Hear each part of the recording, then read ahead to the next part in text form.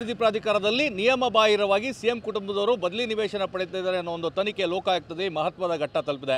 ಈ ಮಧ್ಯೆ ದೂರುದಾರ ಸ್ನೇಹಮಯಿ ಕೃಷ್ಣ ಮತ್ತೊಂದು ದೂರನ್ನು ಸಲ್ಲಿಸಿದ್ದಾರೆ. ಕಡತ ನಾಪತ್ತೆ ಬಗ್ಗೆ ಮಹತ್ವದ ದಾಖಲೆಗಳನ್ನು ನೀಡಿ ದೂರನ್ನು ಸಲ್ಲಿಸಿದ್ದಾರೆ. ಈ ಬಗ್ಗೆ ಮಾತಾಡಲಿಕ್ಕೆ ಸ್ನೇಹಮಯಿ ಕೃಷ್ಣ ನಮ್ಮ ಜೊತೆಗಿದ್ದಾರೆ. ಸರ್, ಈಗಾಗಲೇ ಒಂದು ಮಹತ್ವದ ಘಟ್ಟವನ್ನು ತನಿಖೆ ತಲುಪಿದೆ. ಈ ಹಂತದಲ್ಲಿ ತಾವು ಮತ್ತೊಂದು ದೂರನ್ನು ಕೊಡ್ತಾ ಇದ್ದೀರಾ. ಈ ಕಡತ ನಾಪತ್ತೆ ಬಗ್ಗೆ ಮಹತ್ವದ ದಾಖಲೆಗಳನ್ನು ಕೊಟ್ಟಿದ್ದೀರಾ, ಏನು ವಿಚಾರ? ಸರ್, ನನಗೆ ಲಭ್ಯವಿರೋ ದಾಖಲಾತಿಗಳ ಆಧಾರದ ಮೇಲೆ ಕೂಡಲೇ ನಗರಾಭಿವೃದ್ಧಿ ಸಚಿವ ಭೈರತಿ ಸುರೇಶ್ ಮತ್ತು ಇಂದಿನ ಲೋಕಾಯುಕ್ತ SP ಸಜಿತ್ ಮತ್ತು IAS ಅಧಿಕಾರಿ ವೆಂಕಟಾಚಲಪತಿ ಅವ್ರನ್ನ ಬಂಧಿಸಿ ವಿಚಾರಣೆಗೊಳಪಡಿಸಿ ಕಾನೂನು ಕ್ರಮಗಳಿಂದ ಮನವಿ ಪತ್ರ ಕೊಟ್ಟಿದ್ದೀನಿ. ಯಾಕೆ ಅಂತ ಹೇಳಿದ್ರೆ, ನಾನು ದೂರು ಕೊಡೋಕ್ಕಿಂತ ಮುಂಚೆನೇ ಮೈಸೂರು ಲೋಕಾಯುಕ್ತದವರಿಗೆ ಮೈಸೂರು ನಗರಾಭಿವೃದ್ಧಿ ಪ್ರಾಧಿಕಾರ ನಡೆತಕ್ಕಂಥ 50 ಅನುಪಾತ ನಿವೇಶನಕ್ಕೆ ಸಂಬಂಧಪಟ್ಟ ಅಕ್ರಮಗಳ ಬಗ್ಗೆ, ಭ್ರಷ್ಟಾಚಾರದ ಬಗ್ಗೆ ಅವ್ರ ಮಾಹಿತಿ ಮತ್ತು ದಾಖಲಾತಿಗಳು ಲಭ್ಯ ಆಗಿತ್ತು. ಆ ಮಾಹಿತಿ ದಾಖಲಾತಿಗಳ ಆಧಾರದ ಮೇಲೆ ದಿನಾಂಕ 6/6/2024ರಂದು ಮಾನ್ಯ ಲೋಕಾಯುಕ್ತರಿಗೆ ಒಂದು ವರದಿಯನ್ನು ಕೂಡ ಕೊಡ್ತಾರೆ. ಆ ವರದಿಯನ್ನು ಆಧರಿಸಿ ಅಲ್ಲಿ ಪ್ರಕರಣ ದಾಖಲಾಗುತ್ತೆ. ಆ ಸಂದರ್ಭದಲ್ಲಿ ವಿಚಾರಣೆಗಾಗಿ ದಾಖಲೆಯನ್ನು ಹಾಜರುಪಡಿಸಿ ಅಂತೇಳಿ ನಗರಾಭಿವೃದ್ಧಿ ಪ್ರಾಧಿಕಾರದವರಿಗೆ ಏನಾದರೂ ನೋಟಿಸ್ ಕೊಟ್ಟರೆ ಅವರು ದಾಖಲಾತಿಗಳು ಮುಚ್ಚಿಡುವಂತಹ ಅಥವಾ ನಾಶಪಡಿಸುವ ಸಾಧ್ಯತೆ ಇದೆ.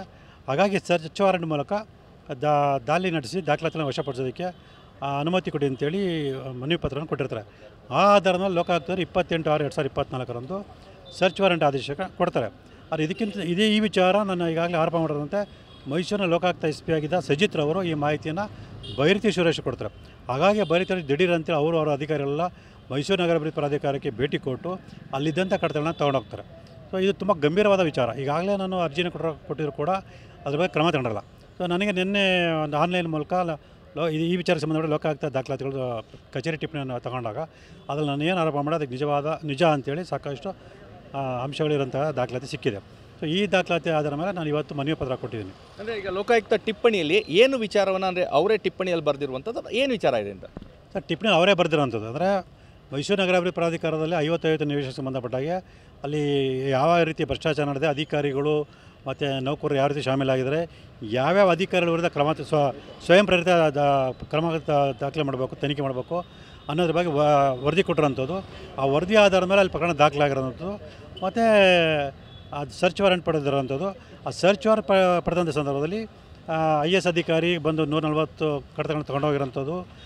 ಮತ್ತು ಆ ನಂತರದಲ್ಲಿ ಅದು PN ದೇಸಾಯಿ ನಿವೃತ್ತ ಮಾನ್ಯ ನ್ಯಾಯಾಧೀಶರಾದ PN ದೇಸಾಯಿ ಇದರಲ್ಲಿ ಏಕಸದಸ್ಯ ಆಯೋಗ ನೇಮಕ ಮಾಡಿದ ಅನ್ನೋ ಕಾರಣಕ್ಕೆ ಈ ಪ್ರಕರಣ ಮುಕ್ತಾಯ ಮಾಡಿರೋಂಥದ್ದು.